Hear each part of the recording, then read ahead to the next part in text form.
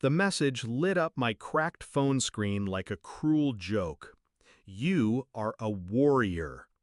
I stared at it in the dim kitchen, the baby wailing in the next room.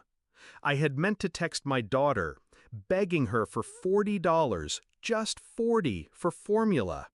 But my trembling hands had typed the wrong number, and instead of silence, or mockery, I got those words. Then, by morning, a knock on my door. A package. Heavy. Anonymous. Inside, $10,000 in cash. My blood froze, because money like that always comes with a price.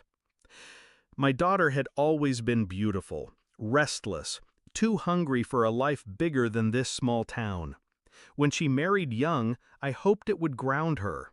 When she had her son, I prayed it would anchor her. But Europe called, and one day she left her baby with me, promising it was temporary. That was 2 years ago. Her phone grew silent, her excuses shorter, her money non-existent. I sold my jewelry, skipped meals, did odd jobs with aching hands just to keep formula in the cupboard. But desperation breeds mistakes, and one slip of my finger had just rewritten my life. I wanted to believe it was kindness, a stranger touched by pity, but my gut, sharpened by years of disappointment, knew better. The box had no note.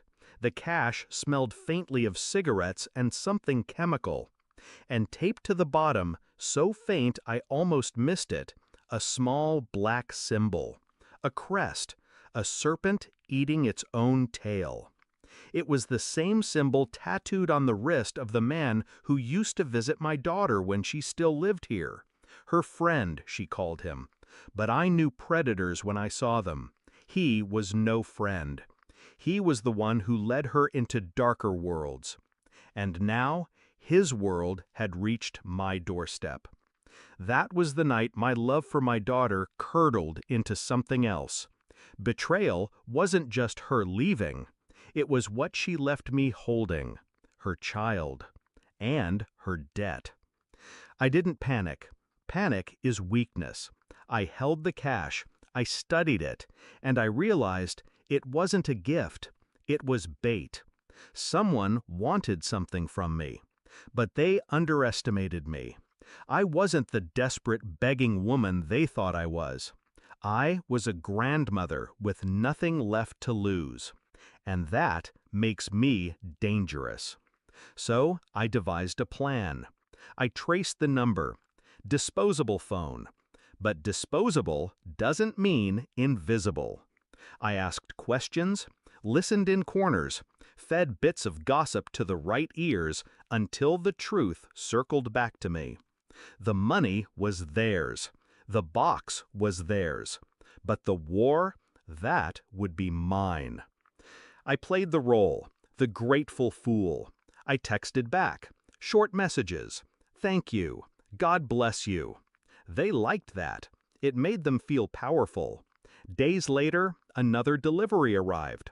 Formula, diapers, expensive, imported.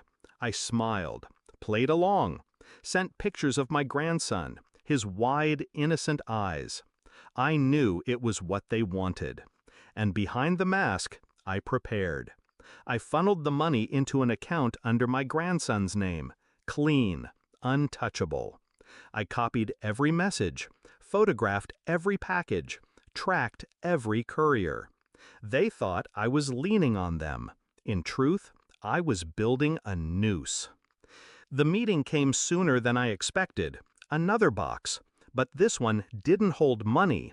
It held a phone. It rang as soon as I opened it. Her voice slithered through the line. My daughter, laughing. "Mom, you didn't think it was charity, did you? That money, those gifts, they were mine. My cut. You've just been babysitting my business." Her business. Trafficking. Laundering. Things she had no right dragging into my home. I listened, silent, letting her confess with her own arrogance.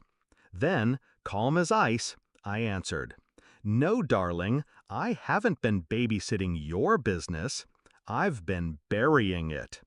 I sent the files, the texts, the deliveries, the photographs directly to the detective who still owed me a favor from years back. And at that exact moment, as my daughter cursed and screamed through the phone, I heard it. The knock, the raid, the sound of men breaking down her door. She had thought I was weak, that she could leave her child, her debts, her filth in my lap. But she forgot. Mothers can forgive. Grandmothers don't. By the time night fell, it was over. My daughter was in custody. Her so-called friends scattered. And the money, the real money, was locked away where only my grandson could touch it, years from now. He slept peacefully in the next room. No cries, no hunger, no shadows of the world his mother tried to drag us into. As for me, I poured a glass of cheap wine, sat by the window, and let the silence settle. I wasn't broken. I wasn't used. I was a warrior, just as the stranger's text had named me. But the stranger was wrong about one thing. Warriors fight for victory. I fought for revenge, and I won.